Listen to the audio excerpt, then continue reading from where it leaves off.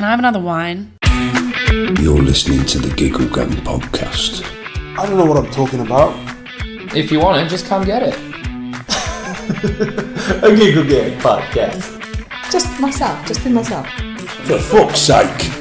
You know, sometimes people pay me to say ridiculous shit, and sometimes I just say it for free. Jesus Christ. You're listening to the Giggle Gang podcast. So that's Mars Milk, not M-A-apostrophe-S, which would be really fucking weird for a 42-year-old. Mars Milk is... What? Hang on, what do you Not my Mars Milk. Oh, right, okay. Still on the tit at 42. But, There's a child that's like 14 that's still on the breast. But breast is best, as they say. yeah, I'm not sure if you're in one of those... If you can walk up and ask for it. Yeah, and if you're in one of those cafes where they say breastfeeding is encouraged or welcome, Yeah. and you're a teenager that's taller than your mum, Yeah. and then you just If you have to bend down to suckle on your just- mum's teeth. just pop one out, mum, and it's just not... Maybe that's how you get your kids to be like that extra inch taller. If you keep them on the breast long enough. But as soon as they're towering over you and they've got to like... Would it be off-putting if you saw a child kneeling down to get to his mum's breast? I'd never be off-putting. It'd be fucking fascinating though, wouldn't it? You wouldn't... Just in a sat there having a coffee and then you look over and there's a teenage lad who's just probably thinking about starting to shave and then he's like a mouthful of mummy's tit. It'd just be Oh, Ryan, your stubble's hurting my areolas.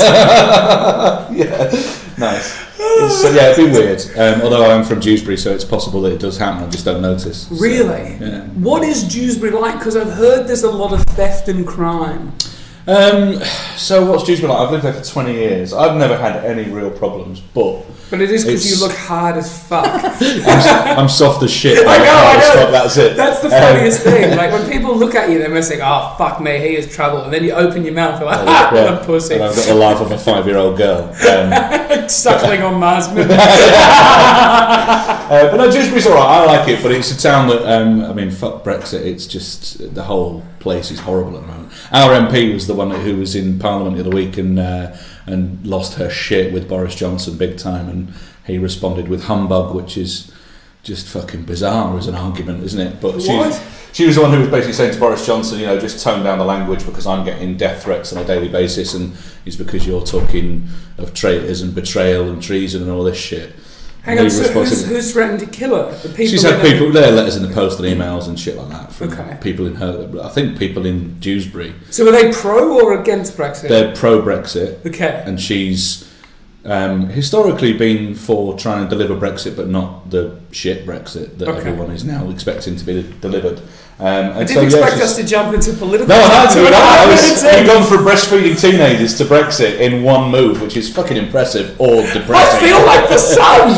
Anyway, so Dewsbury is at the moment is tense. Okay. So yeah. Why is it tense? So is it like tense in the Asda? Is it tense everywhere? Sometimes. I mean, I actually saw my MP in Asda about 6 months ago, Really? and I know her well enough to say hello to.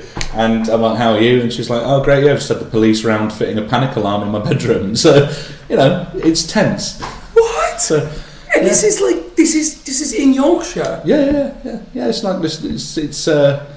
It's unbelievable, really, and that's why I'm not the political comedian I wanted to be, because actually politics is just fucking scary and depressing at the moment.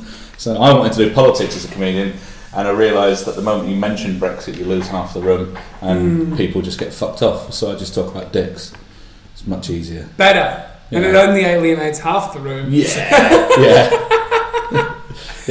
Do you like dicks? Do I like dicks? I mean, I've never really had one of my own, barely. It's not, it's not very impressive. I like what they do. It's. You like what they do? Yeah, Or do you like what their yours function. does? Yeah, pretty much. It's good. It's handy. I prefer to have one than not have one and just have nothing there. Okay. But some people, my wife would probably say, hard to tell the difference. But, it's not impressive, but as it has filled the pram twice over. So, Okay, that's good. So, yeah. When I said you looked hard as fuck, No, no. it's very soft. Barely raising a smile. Yeah. There's so many things I want to talk to you about.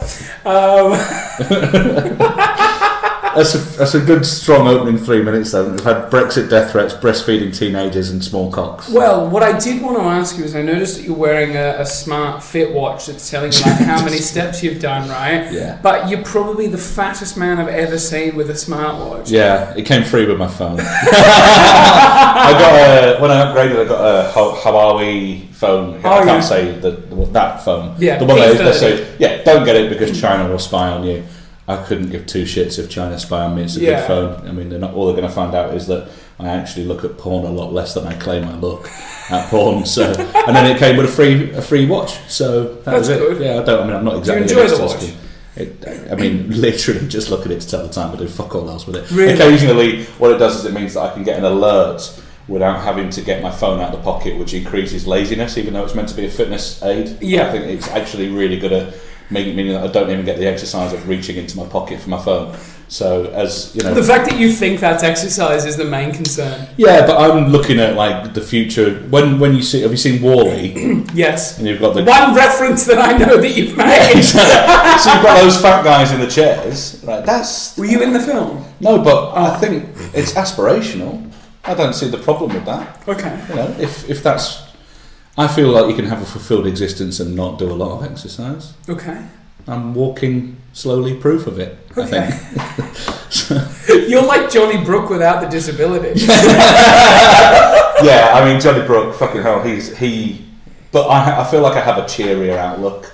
He's a lovely, eloquent guy, and he's become a really good friend of mine over the last year. But fuck me, that guy can suck the joy out of anything if he wants to, just with a couple of well-spoken words. But yeah, no, he's taking time is his thing when it comes to getting on stage. Yeah, I've seen him take like 5 minutes to cross the smallest of distances. It's amazing. I'm still waiting for the day that he reveals it's all part of his act. Oh my god! Throws the crutches away, tap dances off, and calls everyone a fucking idiot. Imagine that. I think it would be fantastic. Him and Keith Wilde, because they tend to travel as a pair. Yeah. I think Keith could do a song and dance number between them. I think, and yeah, it'd be amazing. So, I genuinely think he's faking it. If not, how did? I looked in your eyes and I realised you were serious. Yeah, I want to say. Well, I've seen him struggle, but part of me thinks he's really, really committed to the role. And one day, like I say, the crutches are going to go flying across the room. Ta-da! And at what point is there the big reveal? Like, what situation do you think would warrant the fact of faking? What is the condition? Yeah, well, he's got an issue with muscle. He talked about it on your podcast. You should know this. I talked to a lot of people. You just didn't listen. Yeah, so I think he's got a situation where the message from the brain doesn't get to the muscles in his leg properly. Yeah. Kind of gets lost on the way like a DPD. But what is the name of the condition? Do we know? I don't know. It's probably something really unpronounceable. I'm holding back. So I think... but I think if there were ever a scenario where a comedian who told as many depraved jokes as he could do something like Britain's Got Talent, I think if we got to the final, that would be amazing. Just to mid-set on the live final of something as big as Britain's Got Talent. What I think would be better is if he made it to the final of Britain's Got Talent and they have that moment at the end where there's three standing on stage, right? And you've got like the high school dance troupe over here, okay? You have the young female singer whose father walked out on her when she was 3 years old, and she's shining a light for women everywhere, and she's good friends with fucking Greta in Sweden, and they both pick up plastic on the beach together, right? And then you've got Johnny Brooke like hunched over his crutches, right? And he gets eliminated, right? He loses to these two, the high school dance inevitable, whatever. And he just throws the crutches at Anton Deck and just a hail of abuse, and then just limps off stage. And then asks Ant for a lift home and realises that's a faux pas because of the drink driving charge. Was it Ant or Deck? It was Ant. You sure? Yeah. Is that the shorter one or the taller one? Ant is the one with a big forehead, and Deck's the smaller one. Okay. So. Yeah, but also I'd like the challenge of Johnny Brooke trying to do his material in a family-friendly way, because much like me, I don't think he can. There's none of my stand-up that my kids have seen. Yeah. I've got 2 kids. One family that he's not friendly to is the McCanns. Yeah, absolutely. And actually, I feel sorry for him because... The McCanns? Fuck those guys. I know that at some gigs recently he's wanted to move on from that, but then there's people like me and who's been in the room with him who are telling him how fucking disappointed they are if he doesn't do it, because I love the reaction. Yeah. There's the bit he does where he's done a couple of jokes and then he says, my attitude to McCann jokes is much like their attitudes to kids. 2's enough, 3's too many, and I love that joke. I think it's hilarious, and if he doesn't do it, I always berate him, and so I've seen it at a couple of gigs lately. He gigged at one of the nights I run, an open mic night in Dewsbury, and he basically told the audience he was only doing it because I wanted to, and that was it. But I love his stuff, but that's been one of the things I've enjoyed about stand-up over the last year, is actually getting to meet some people who make me laugh every time. Well, we're gonna draw a line in the sand now. We'll be going for 10 minutes. No more talk about stand-up. Okay, sorry, Graham. What I need to get through to you. Nobody cares. No one gives a fuck, do they? Right? No one cares. How many people have you told about your stand-up? Oh, fucking millions. No And one how gives many a fuck. cared? No one gives a fuck. Absolutely. Even my wife doesn't give a fuck. Good. So. Well, she won't fuck you because you haven't got a penis. That's Exactly. Yeah. She's the only benefit to stand up to her is I'm at home less. So. Does she not like you? Because the excuse you gave me as to why you couldn't come the other week is you had to stay home. Yeah, that's right. Thanks for that. She'll hopefully not listen to this now. Fuck her. So I would if I could. No, actually, I think it's tricky. Isn't it? It's tricky with stand-up and families and relationships. Absolutely. So, I don't have to worry about any of that, mate. No, good. So tell me about how you met your missus. Was it a romantic love story? A Dewsbury love story? No, so it wasn't Dewsbury related at all, thank fuck we weren't there. So I went to university in Scarborough, which had a small campus that was part of a bigger uni in Hull. Okay. And I was doing a theatre degree, which was 1999 when we met. You did a theatre degree? Yeah, I did a theatre studies degree. Really? Yeah. And where did that lead you? Call centre work, obviously. It means everyone. But no, and my now wife's sister was on my course. We were friendly. I was friendly with her boyfriend as well, and he was playing in a gig in Wakefield in a band. Okay. So we came across, and on the way back, stopped off at their folks, and that's where I met my missus. So hang on, you were mates with her sister. And I was married with my missus' sister and her boyfriend, and then I was the third wheel on that date, but I didn't give a fuck. So we went to the gig, and then we went back to my sister's, my wife's sister's house, just because we were students and there was a chance of a free feed. And in walked my future wife, and I thought she looked pretty fit. And how did you broach that with her friend who was her sister? Yeah. I spent most of the journey home saying, "I'm going to fuck your sister. I'm going to fuck your sister," and because that's the kind of classy guy I am. And then for about the next week and a half, I was just basically saying, "Is your sister coming over at any point?" and what have you. And she did within a couple of weeks, and that was it. We got together. Wow! So I laid on the tram. I took her to Wetherspoons for lunch. Did you? Yeah. What did you have? Baguette. A hummus baguette? Hot beef baguette each. Hot beef? Yeah, we didn't share one, we had one each. I pushed the boat out. Wow. I think it was 2 for £6 or something like that in those days. In those days? Yeah. And we went upstairs in the Wetherspoons because it was a 2-floored pub. And, of course it was. She went ahead of me, and my classic chat line was, "Has anyone ever told you you've got a fantastic arse?" Which I don't know quite where that came from. Yeah. Given that there was no indication from her of any attraction whatsoever. So then that's it. 20 years later, we're still together and 2 kids, and unbelievable. Yeah. So what is her sister think of it all? She's got over it. I think she thought it was going to be like a flash in the pan thing that wouldn't last. Yeah. And then gradually she's come to realise that. How did you make it last? I've got no fucking idea. Really? Yeah, I don't even really do what I'm told or any of that, so I don't know. She's incredibly tolerant. Really? And plus so we've got kids now, so that keeps you together. Yeah, absolutely. that ties it down. What came first, the kids or the marriage? The marriage, yeah. Okay. We moved in, when I graduated uni, we moved into a little shitty rented old Yorkshire terrace house, which was, when I look back now, it was like a fucking shoebox. It was tiny.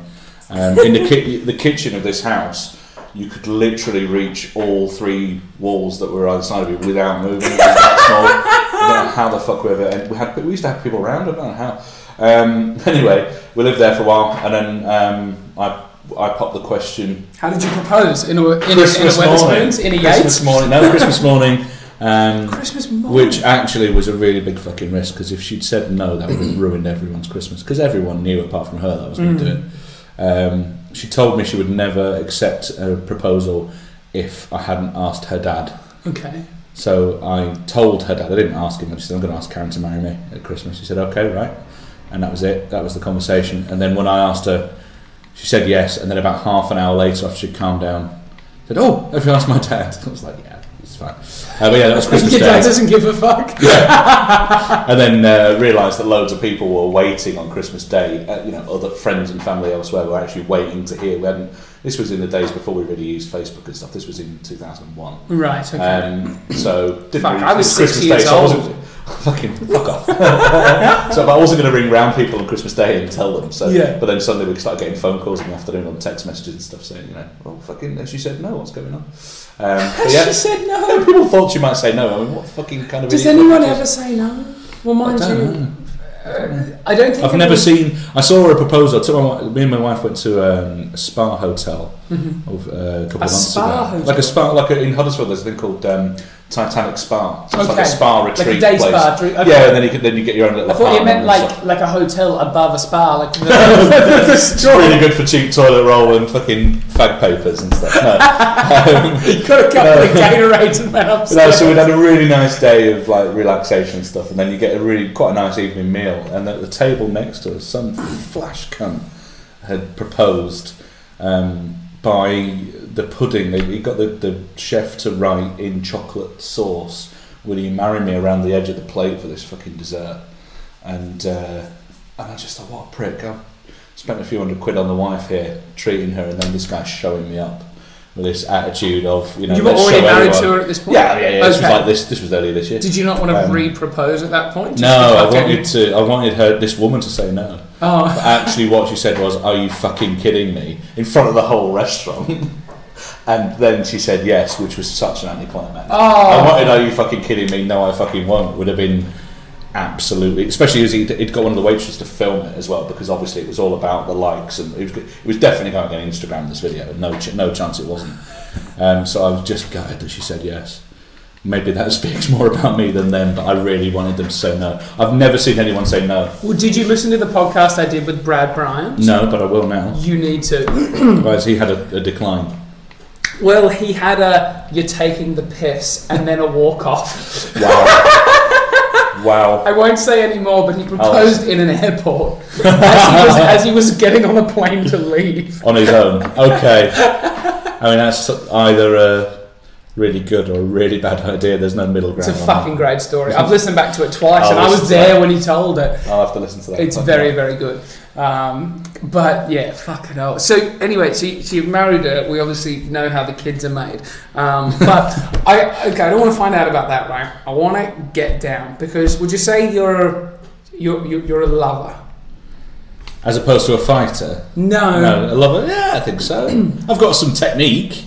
Can you tell me, a young man, right, who's in a loving relationship now, right? What are the qualities that make a good marriage? Fucking hell. Whatever I say now, if my wife ever listens to this, she's either going to say, "Well, you don't fucking do that," or "How the fuck would you know?" Yeah. So I genuinely think laughter. Yeah, genuinely. That's not. I'm not just saying it because I do stand up. It's, you have to be able. You've only to done stand up for 12 months. Yeah, so exactly. You're too ahead of yourself. No. But yeah, I think laughter.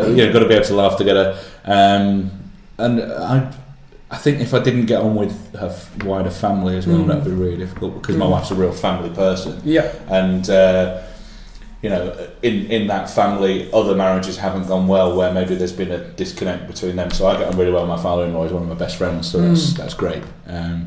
So I think that, and then just doing what you're fucking told when you can, when you can stomach it, and sometimes you can't stomach it. My problem is that I love to fucking argue. I can argue with anyone. Yeah.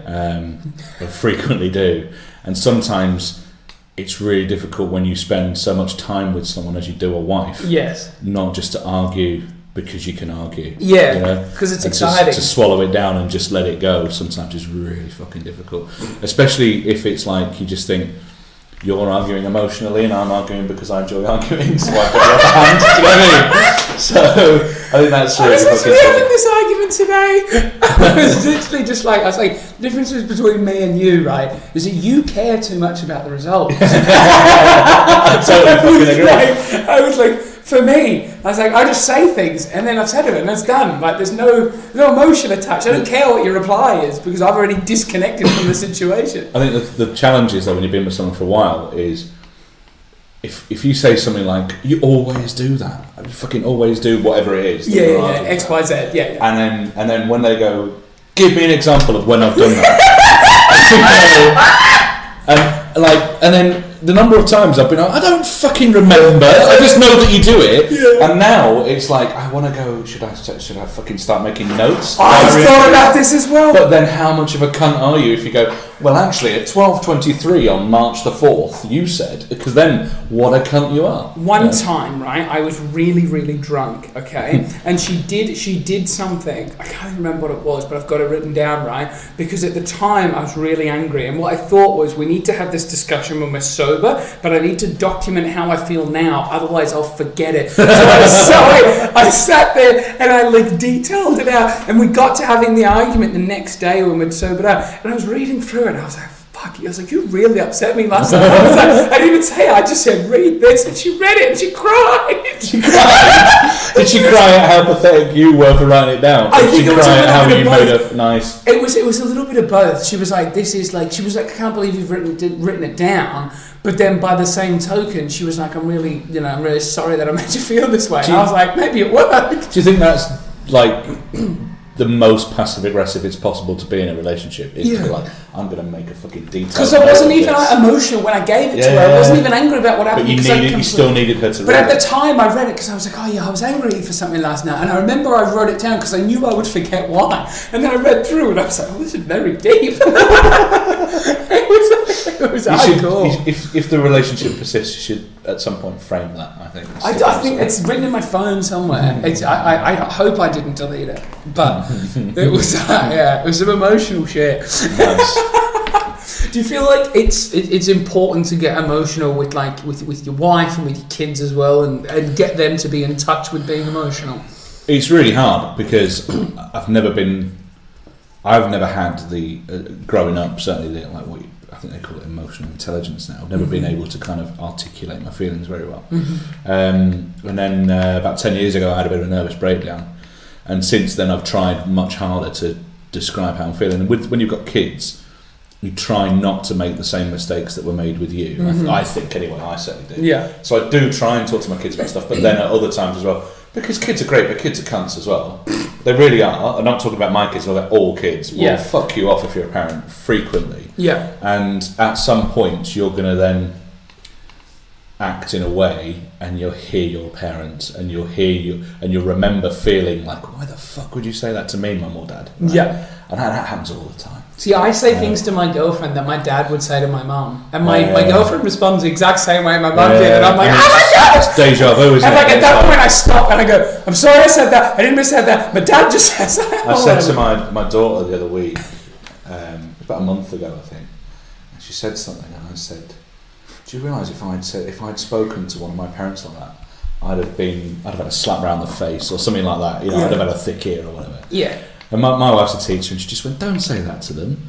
I was like, I said, what? And she was like, you're basically saying you're lucky we don't beat you. I'm like, but they are lucky we don't beat them, because it's not that long ago that was just par for the course. That was parenting. Did you get beaten? I got a good hiding now and again, yeah. So I got beaten when it wasn't cool to beat kids anymore. Yeah, you're quite young now, aren't you? So yeah, I was 24. Yeah. So I was getting beaten a decade ago. I was getting beaten. So when I got too big to beat, do you know what I did, right? They said, how old are your kids? My kids are, they're 12 and 9. For the purposes of comedy, they're 9 and 11, but they're 12 and 9 now. So. Okay, fair enough. That's fine. Yeah. Cool trick for them. They're still at the age where they're small enough to be beaten, right? But my dad had to think of creative ways to punish me that didn't involve physical contact, because it got to the point where I was as big as he was. Yeah. Right? And then what's he going to do? Yeah. What are you going to do, Dad? This one time I remember, he forgot, right?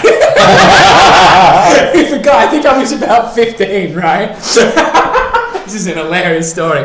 And I'd done something at school and whatever, and he came after me, and I believe he had a belt or he had something with him, right? And he was chasing me with it, right? And I went into my room and I lay on my bed and I put my feet up, and he came in to like strike me, and as he struck me, I just kicked him in the balls. Nice. And he just keeled over, and then I stood over him like I was going to hit him, right? And so he was like cowering on the floor, and I was like, oh, I've never had this. Like, this is a very foreign feeling. And I said to him, I was like, get out. I said, I'm too big to hit, right? But I think before that, me and my brother used to fight all the time. He'd think of creative ways, so he would punish me financially, right? Or he would reduce my bedtime. So the bedtime, let's say, was 9 o'clock or 8:30, okay? Yeah. And every time you got an infringement, he had a whiteboard, okay? And you get an infringement, and that was 30 minutes off the bedtime. There were some days I was going to bed, which means I was locked in my room at 4 o'clock. And I would get my dinner delivered to my bedroom, and then eat alone at my desk, and then they'd come and collect the plates, and I'd be like, can I just come out for like a minute? And they'd be like, you can only come out to use the toilets. I was pissing like 15 times a night just so I could get out. That's amazing. And there was nothing cool in my bedroom. When I was nothing. When I was about 15, going on 16, my old man played in a pub pool team with my older brother, and they all thought he was a cunt, and he was. Your brother? No, my old man. Oh, and, okay. And he regularly would cry off playing pool and let them down, and then they'd have to forfeit his part of the match and whatever. Okay. And so one night my brother said, I was a pretty decent pool player as a teenager, he said, why don't you step in for him? So I said to my old man, I'm going to play for you tonight if you're not going. He said, yeah, fine.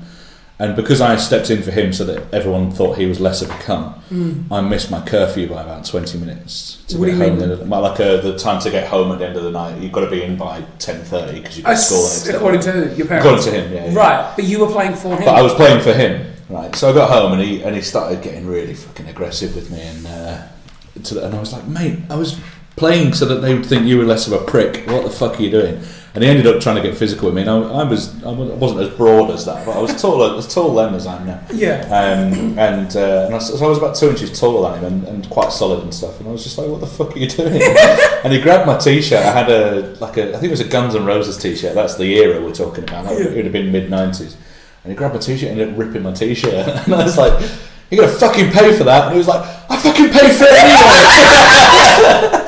And then we were like, what do we do now? Because he wanted to hit me and he knows how to put him on his arse. So what the fuck were we going to do? It just sort of like, we both just retreated to our corners and licked our wounds a bit. But it was one of those moments where you go, you're going to pay for that? I pay for it anyway. Yeah. So, I was 15, I don't earn money. So yeah, it was fucking weird. But my brother-in-law's South African. He's from Port Elizabeth, and he went to boarding school and stuff like that, and military school and all that sort of shit. And the stuff that he always telling my kids, because they haven't got kids of their own, I'd have got a hiding for this and we'd have had to do this and that. And some of the stories that he has make me realise that, in that era, even over here, although I've got like a Glaswegian mum and an Essex dad, and it was quite violent, some of the shit that happens elsewhere is even worse. So I'm just glad. But my kids don't, in that respect, they don't know they're born. And that makes me sound like an old fucker when I say that, but it's true. It's absolutely true. Well, the most creative discipline tactic that my dad had, like after the bedtime thing, because the bedtime thing doesn't work when you get to a certain age, right? So then he would do financial penalties. So he would give me an allowance of, let's say, like $15, and for that I had to mow the lawn and wash his car and whatever. And then every time I'd get a behavioural infringement, I think he was only taking 50 cents off me a time, or like $1. But it added up. Some weeks I was in negative, like it was not good. But then that didn't work, and I started earning my own money. So Dad was quite savvy with like electronics and tech. So next to the power sockets on the wall, he attached a master switch that he could switch, right, and then padlock it so it was switched off, and it would just isolate and get rid of all the power sockets in my bedroom would go off. The light and the fan on the roof would work because we're in Australia. It's fucking hot, right? Yeah. So the light at night, so I'd have a light, and the fan would work. No TV, no radio, nothing. But no TV, no way to charge your phone, no way to play my laptop or anything. Yeah, that's good. That's dedication to parenting. Well, I would lose power for months, because I would lose it. I remember one day I was so desperate for it because I had like a friend coming round, and my Xbox was in the room, and I couldn't use the lounge. And I was like, please, Dad, what do I have to do to get my power back? Right? I mowed the lawn, I washed all the windows in the house, I cleaned both of the cars. Right? I did all of this work, and as I was cleaning the last car, right, me and my brother got into an argument, and I ended up throwing a broom at him, and it broke a window. Oh, fuck. And I lost the power for another month. I just called my friend. I was like, "There's no point coming home. I'm too angry, and we've got nothing to do." But yeah, me and we broke so much property. I threw my brother through a wall, like an entire wall. Like is it just the two of you? No, there was a sister as well, but she got fucked up, but it was an accident. You know what I mean? Like I accidentally off the trampoline once. We accidentally double bounced her, and she just flew off into a garden. Ouch! Fucking hell! And split her head open on the side of like a table. You and your brother, is it like love-hate, or you just can't be in a room together, or? Now we're adults, I miss him now because I've been away for fucking ages. Yeah. But even when I was back in Australia for 2 weeks, we spent 2 days together, caught up on what we did to catch up on, and then we were just we were back to just fighting and just jiving. It's always a competition, and I felt for the longest time, because he's older, 2 years older, I was always trying to catch him and be better. He's the alpha. But now I feel like my life is way better than his. Yeah, has he stayed in Australia? Yeah, he just stayed doing the same shit. Everyone has. My parents are just the most exciting thing that happened to them was moving from New Zealand to Australia. And then my brother just went to school, went to uni, got a job using his degree, works in the police. Cool, man. Do you know what I mean? Yeah. It's just so and boring. as you were telling me earlier, you're jet setting all over the fucking place. Absolutely, I'm literally going to fucking 6 countries in the next 2 months. Nice. It's going to be fun. Does he seem in any way bothered or jealous? Or I feel like he does now. He tries not to let on. He tries to, basically, it was always a case of me constantly chasing him, and the way I would constantly chase him was to try and cut down what he was doing or discredit anything he was doing. But as soon as it got to the point where I was doing more stuff than him, I was really not bothered about the fact that his life was so boring. You just send him lots of photos and tag him into everything. Well, it wasn't even that. It was just he was always older, so he got to drive first. He got to, have girls around first, and all these things that he got to do first. And I was always trying to catch him. So he'd bring a girl around, and I'd be like, ugly, fat, whatever. Just insult them to their faces, right? You just trying to diminish any achievement. Yeah. But then I started doing it, right? But then my life became more exciting in my own view, and so I wasn't really bothered about what he was doing. But then he would try and cut down what I was doing. Nice. So it's very, very weird. Wow. Has he been over since you've been here? Have any of them come visit you? No one has come to visit me. Fuck those guys. Well, have they got passports? Do they leave Australia? Yeah, they can. I've told them not to come though because it's so shit. So he's trying to diminish your achievements, and then you're saying, actually, I wouldn't bother coming. Well, I'm just saying, it's a fucking long way to be really disappointed. But you're in Manchester as well, so it's not like you've got shitloads of the stuff that all tourists want to see when they come to it. Because for most people, England is London or Stonehenge or whatever. Yeah, the Yorkshire Dales. Yeah. But even then, it's just fields, man, and hills. Really like the Yorkshire nice. Dales. No, I like it. But actually, Yorkshire Dales, compared to the Outback or whatever, maybe slightly less impressive. I don't know. Outback's not that great, mate. I went to. I tell you what was impressive. I went over to Australia in '96. Huh? To WA. 1 year old. I don't give a shit how old you were.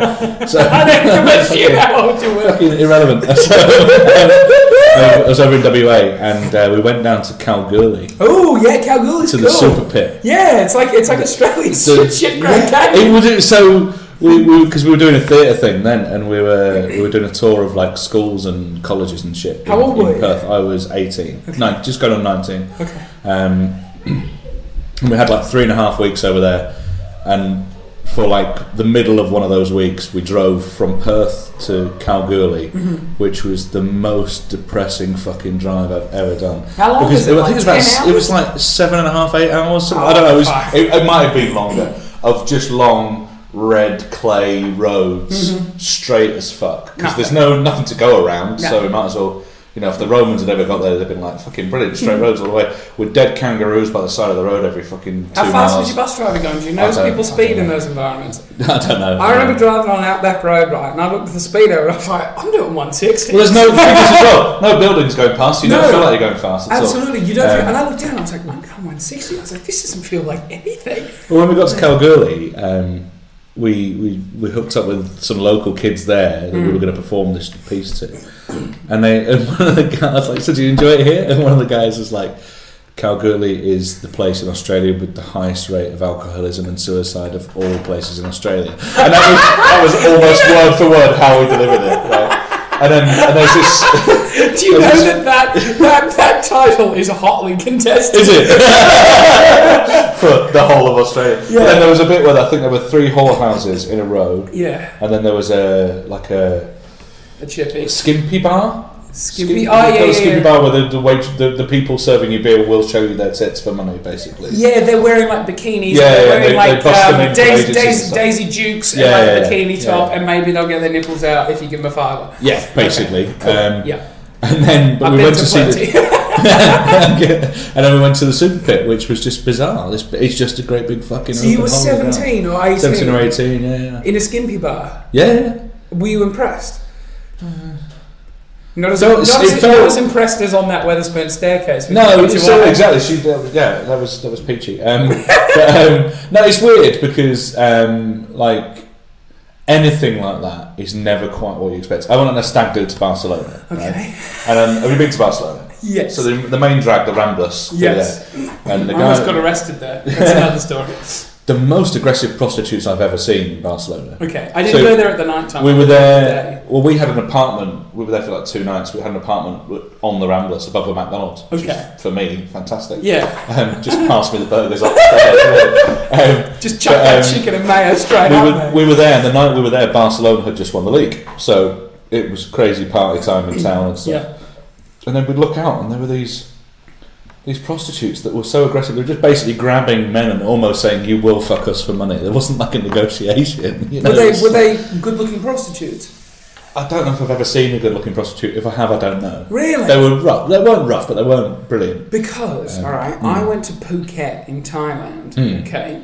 And you know the expectation of prostitutes in Thailand, right? They've all got dicks. Yeah. Yeah. So there was... I just wanted to make sure we were on the same page. They're really good at ping pong. There was a street, okay, yeah, that had like the main street, alright? Yeah. And there was like a portion of it and you could quite clearly see all ladyboys, right? Yeah. All loving life, right? Out there, interacting with guys, all foreign tourists, like whatever. Then we continued walking up, and these 2 girls approached us that were girls, okay, 100%. And they just started talking to us, and they're like, "Oh, whereabouts are you from?" Their English was impeccable. Yeah. And they're like, "Oh, whereabouts are you going?" And we're like, "Oh, we're just looking for this." And they're like, "Oh, we'll take you there."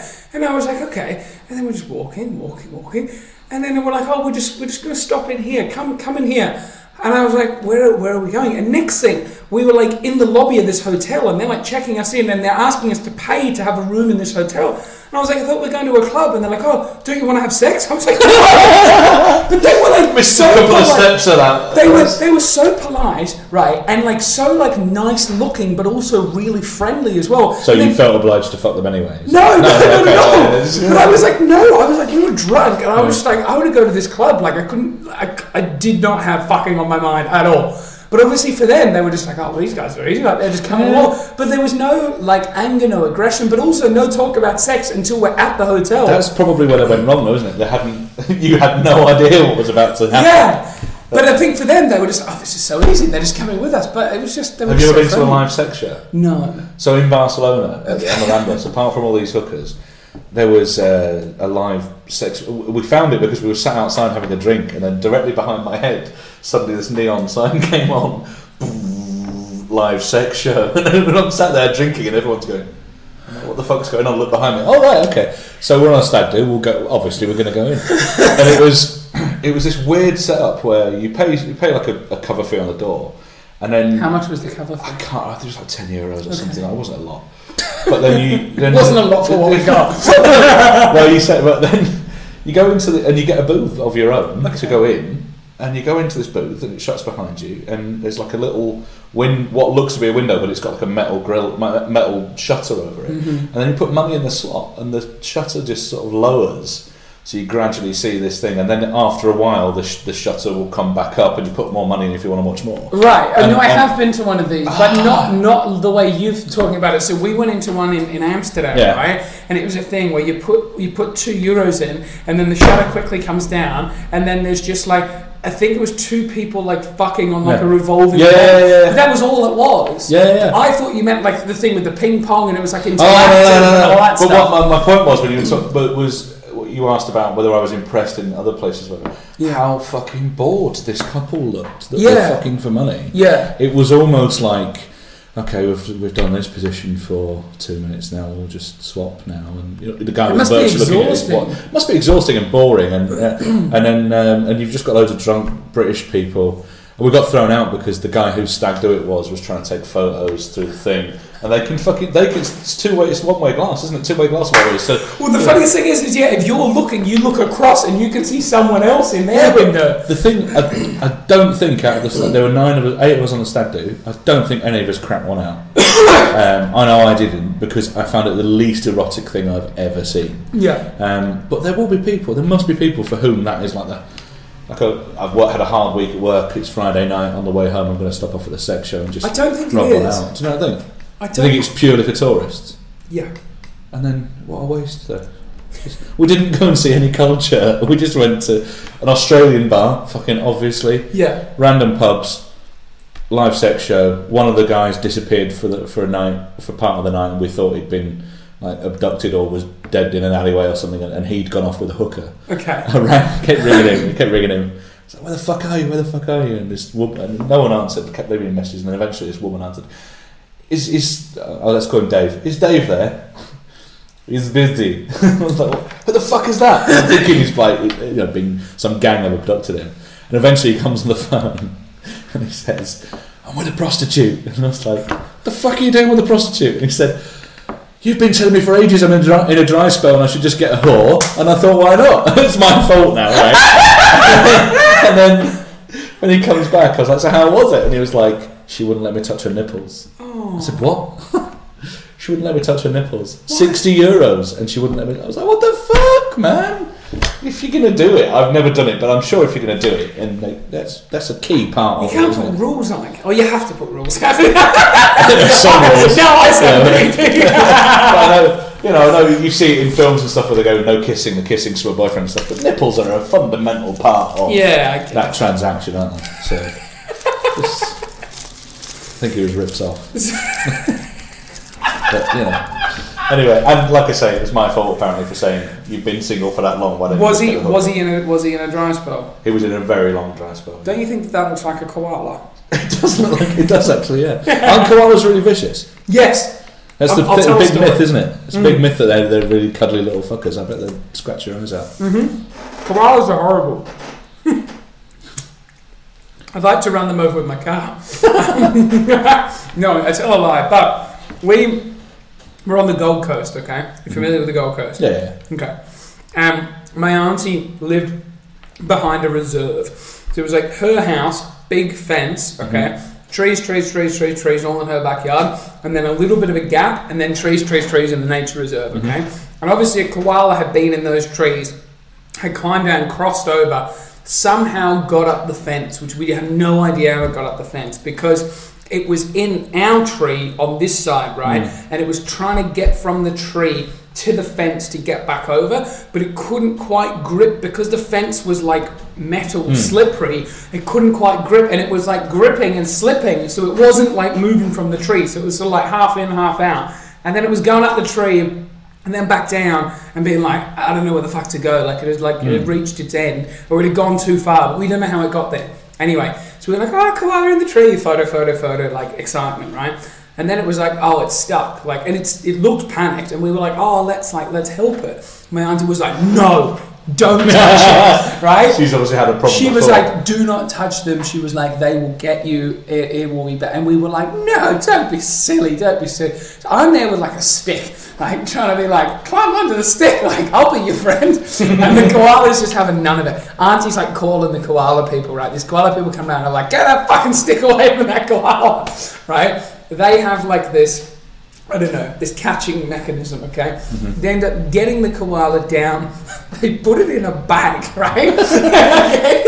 So they like hook it like starts like hissing, right? Like, like they put it in the bag and like, you know, in like a cartoon when like you put like a wild thing in a bag and it's just like, it was like that, right? It was in the bag like, just like on the floor, right? Then they opened up a cage, right? Like grabbed the bag very precariously and then just like reefed it up. Like they fed the opening of the pillowcase bag type thing into the thing first and then just quickly lifted it up. The thing falls in the cage, they quickly slam it shut. The thing is like shaking the cage like... And were you shitting yourself? And I was like, oh, it doesn't want to be our friend. And it was insane. And they literally had to leave it there to like calm down. And I think they give it like some cold water or something. They poured water or something on it to make it calm down because it was like blood red mad. I've never seen an animal so angry. Because all we see is that image of them chomping on eucalyptus and just being high as fuck. And we call them bears as well, which is clearly not right, but that makes them sound, for some reason, more adorable. Yeah. So, yeah. But they apparently took it and they released it back. And when they let it out, it like just ran. And then stopped and flipped them the bird. I'm back, boys! But yeah, from that day forward, I was like, nah, koalas aren't that fun. Snakes, on the other hand, though, yeah, fucking beautiful. Yeah, I want snakes. My wife won't let me have snakes. I know. I want either Sounds snakes like or... hard work. No, she's not hard work, man.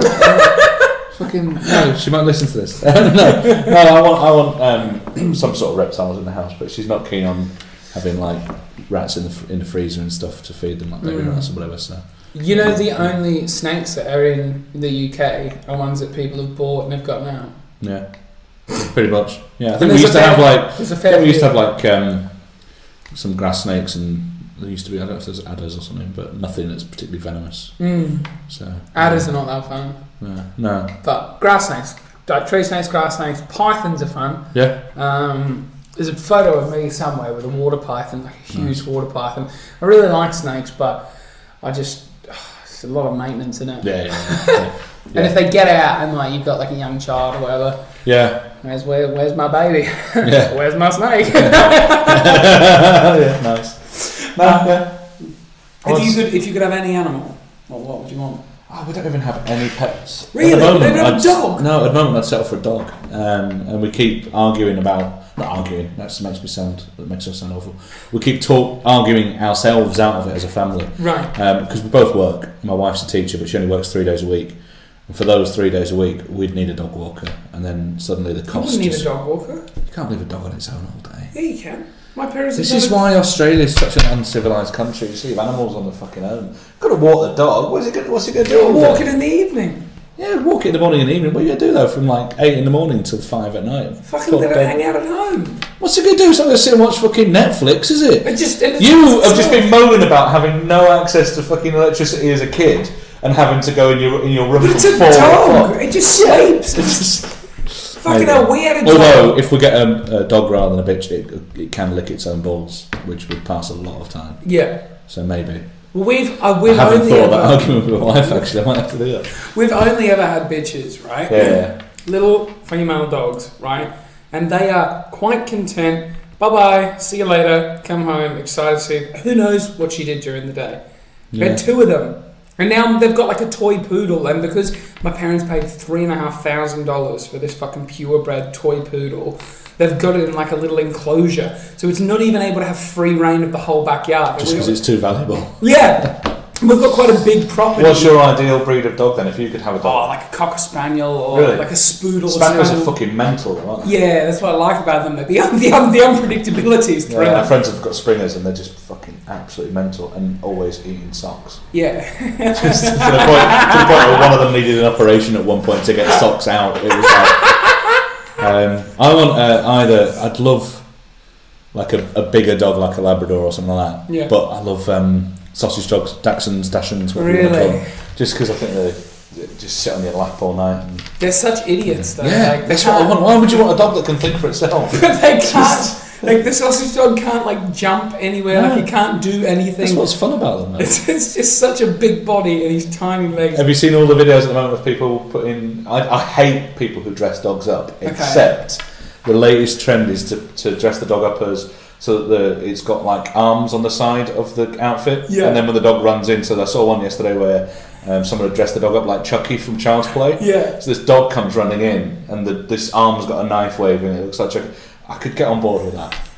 What's your dog? What's your mum and dad's toy poodle called?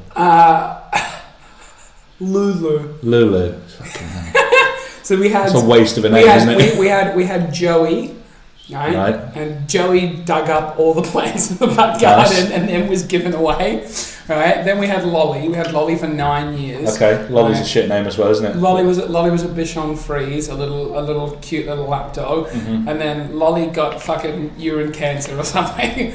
Nice. While I was away, I was devastated. They took her to the doctor. I took her to the vet. Sorry, the animal doctor. Yeah. And this is fucking way down at the finish on. Oh, we're finishing. It was towards the end. Episode 99. This is how we finish.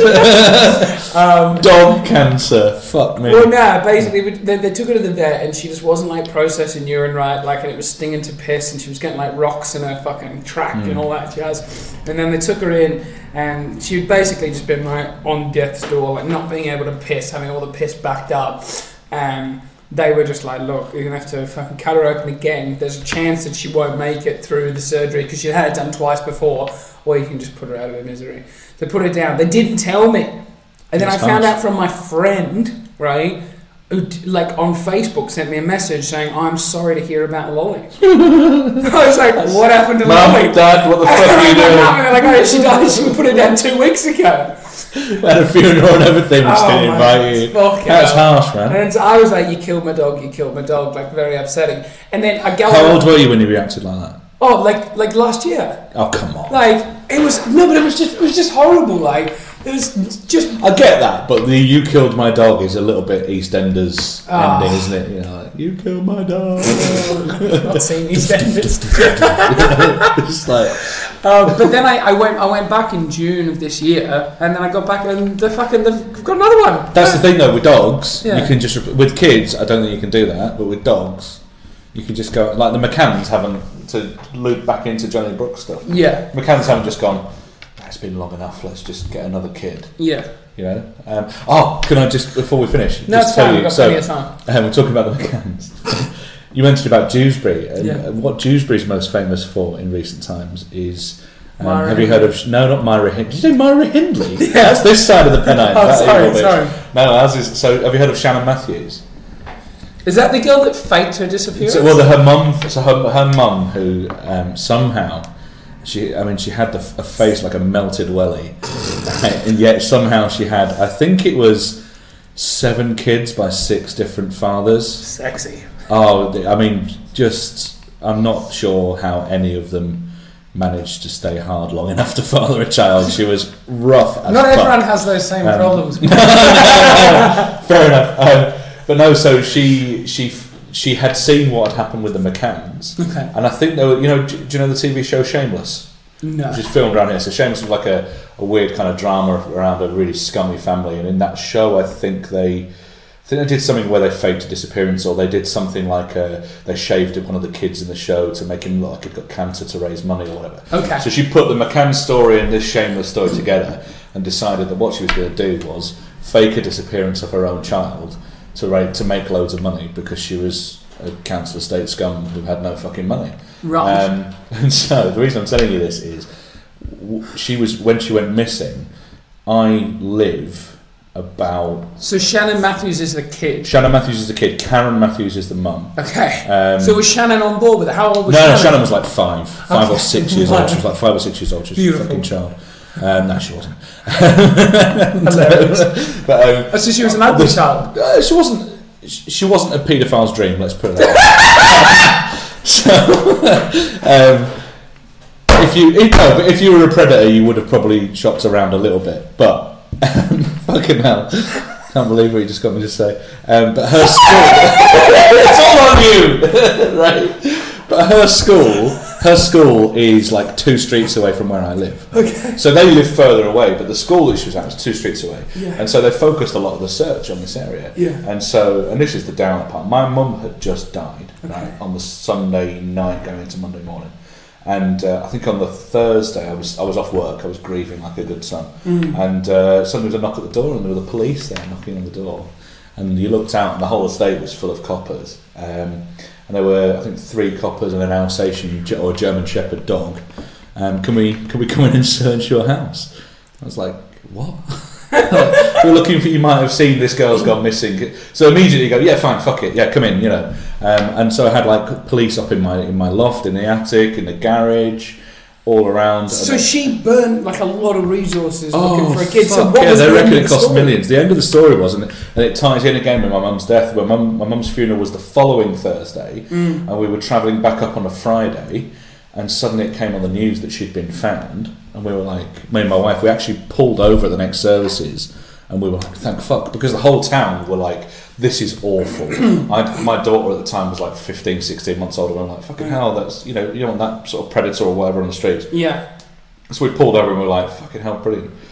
And by the time we got back to Dewsbury, we saw all these police helicopters and media helicopters and stuff like half a mile from our house. And the story was that she had the mum had an uncle, and Shannon had been with the uncle, and whenever anyone visited, she was in a divan bed, a bed with drawers. Yeah. So like the drawers under the bed, she was hidden in the drawers under the bed, and she was kept on an improvised leash when he went out. So he'd put the TV on, and he had this leash system up from the light fitting, where he'd like chained her up or whatever. So he was in on it. Right? Hang on. So how much money did they raise? Well, they were hoping to raise money through all the collections and stuff like that. I don't think they benefited from it. I mean, she went to prison. Who, Karen did? Karen went to prison, and the uncle went to prison. Where's Shannon? Shannon all the kids were taken into care. So I don't think she's anywhere, whatever. But I think the mum got out a few years ago. And then the fucking kicker is she gets a new identity. She gets relocated to another part of the country, because if she's seen back in Dewsbury, there were people who gave up their little hand to mouth jobs, that they were working to make ends meet. They gave them up to help search for her and stuff. And people were printing leaflets and all of this, and making T-shirts and out searching, and people who didn't go to work for 2 weeks and lost their jobs as a result, and all this kind of shit. And it turned out to be a hoax.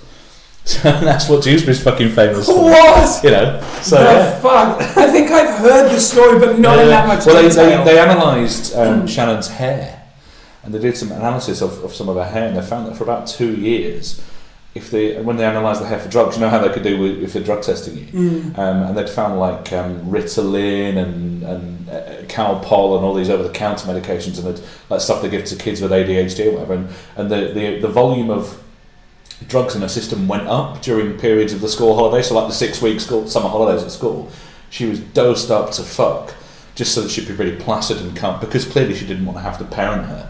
So she'd just be like, here, have some fucking over-the-counter medication or some prescription drugs to calm the fuck down. So that's Dewsbury. I was on Ritalin for 12 years, or Really? Ritalin and then Concerta, yeah. So can you imagine what Ritalin would be like for someone who wasn't prescribed it, if they're a child?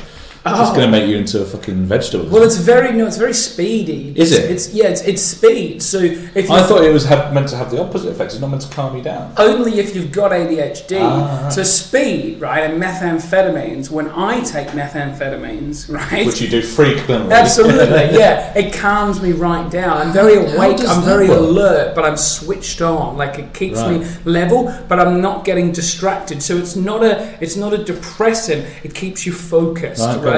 However, Ritalin for people that don't have ADHD gets you like a little bit. So maybe it wasn't Ritalin, but certainly she had something that was the theory was there was like too much of a handful over the summer holidays. We're going to drug you up. Like basically Valium, the equivalent. for The equivalent of just making her smoke a big fucking joint every hour or something. Yeah. But yeah, so and then the boyfriend that she was living with as well. Good job, Karen. There's a boyfriend that Karen was living with, a guy called Craig something, who used to work on the fish counter at Asda. Okay. He was known as the fish guy, and he wasn't implicated in the disappearance, but I don't know. I don't feel sorry for him because what a cunt. But they found loads of child porn on his PC when they checked it. They checked it for evidence of anything to do with that. So the poor fucker had been duped by this woman who was probably the only woman he was ever going to get to sleep with.